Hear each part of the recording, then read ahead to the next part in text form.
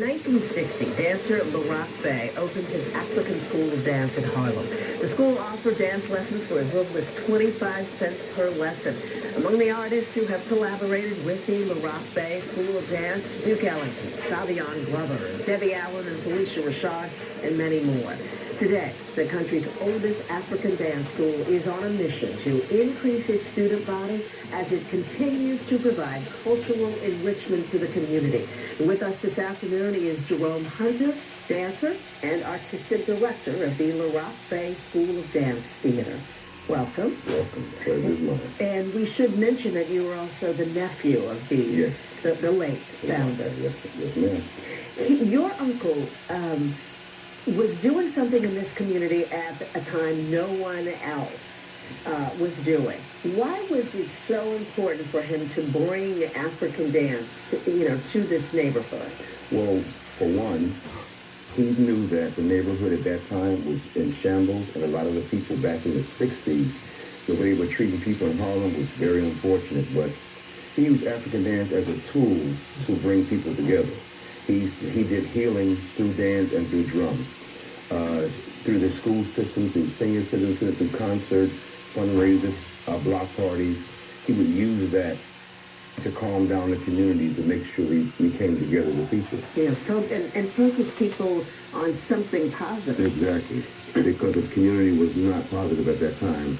And so all these different groups would join together to try to create an atmosphere and knowledge to the community to come together and stop all this nonsense and violence. Yeah, in a way, dance is healing? Oh my God, dance is mentally, physically, and emotionally healing. And it's very necessary even to this day. I use dance as a tool when I go into the school system as a means of to keep the kids in line. They love Brother Jerome's class. Yeah, you focus them. Yes, focus them. I guess not only on themselves individually, but also in a sense on each other. That's right. As a group. And their social stability, teaching them proper English, teaching them how to behave properly. And I use dance as a tool to do so many of those things where they would not have any issues in classroom settings, in their educational or academic or outside of the house. I make sure I teach these kids very well, and I've accomplished that goal many times. It just sounds like what you're doing is so much more than just teaching dance. Oh yeah, it's definitely, because I try to even be a father figure to some of the kids who may live in single parent homes. I try to guide them in ways when it comes to relationships, when it comes to loving themselves, when it comes to knowing that there's an energy above them that they can always answer to or pray to. And it sounds to me like these are the things you learned from your uncle, so you're continuing his traditions. My uncle left a blueprint of how, not just through dance, but life, how to conduct yourself in life, how to put yourself ahead, how to bring others up in the same process of you teaching and showing them and trying to be a role model to the same kids and live what you're speaking. He was a phenomenal dancer. Absolutely. He commanded respect.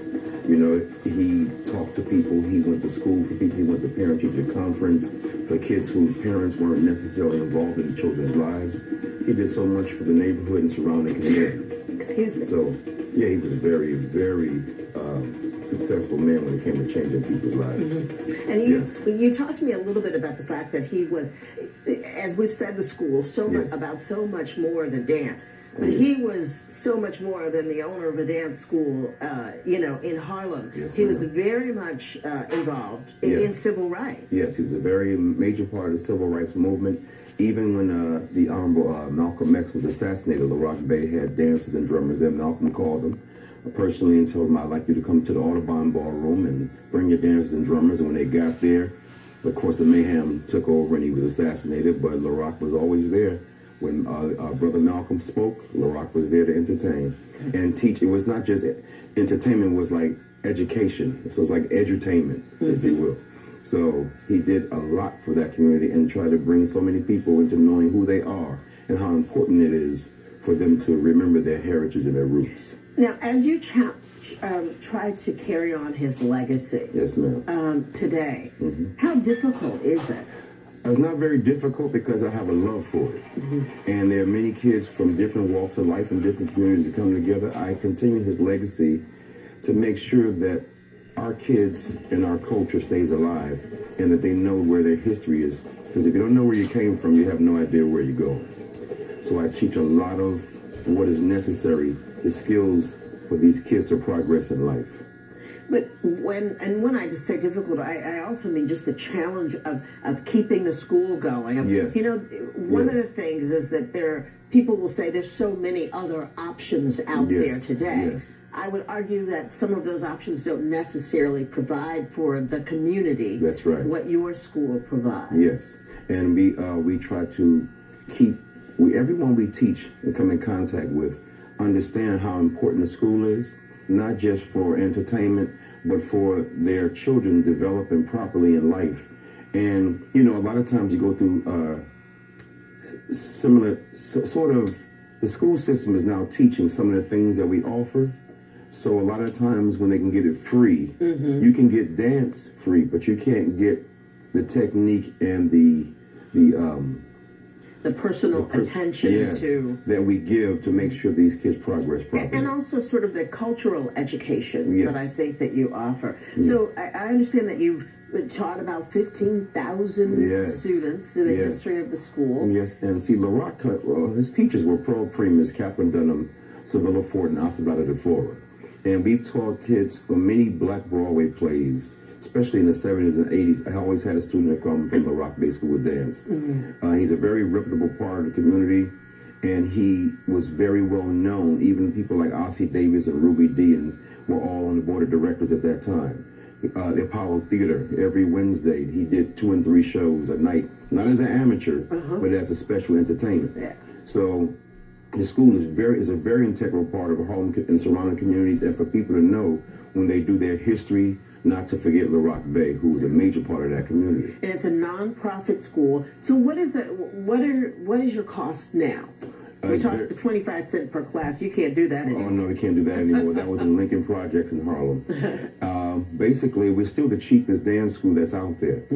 I would charge $60 a month for a class, and you get 10 styles of dance, which is African tap, ballet, drums. You can get all that for $60 a month. Where other places may charge $300 or $400 a month for a class, we try to be affordable to the community. Yeah, because you still want people from the community to take advantage of it. It's very important to have bodies there. I can't teach without students, but we make it affordable so that the kids it's not about the money, it's about their progress. And the age range? Age range from 4 to senior citizens.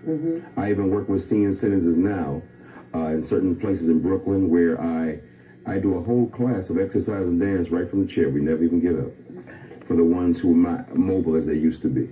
Why is it important to continue the work that your uncle started? Because he had a vision to make sure that our people understood their history, where they're going, what they need to do, how they need to progress, how to raise their families properly, how to educate yourself properly, as well as to just be in communication with each other, learning from each other. And it's very important to continue his work, not only just as a person that's in society, but even in the artistic field.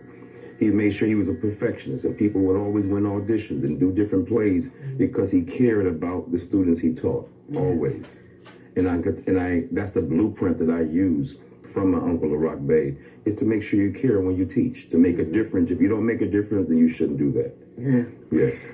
Their website, LaRoQUEBay.org. Yes, you can find out about classes. And where are you located? We're located at 102 West 116th Street, which is the Malcolm Shabazz Cultural Center on 116th Street. Some people call it Lenox Avenue. Some people call it Malcolm X Boulevard, the same place. In the Cultural Center, every Saturday from 10 to 3, we're there. Okay. LaRoQUEBay.org. Yes, ma'am. What a pleasure to meet you, brother Jerome Hunter. I'm going to make sure. And you said you wanted to say hello to your daughter? Amina, hello. Daddy loves you. She would kill me if I didn't say that. All right. Thank you so much. You're and thank very you for welcome. the work that you do. Thank you. You're very welcome. Continuing your uncle's legacy. I will. It's an honor. We'll be right back.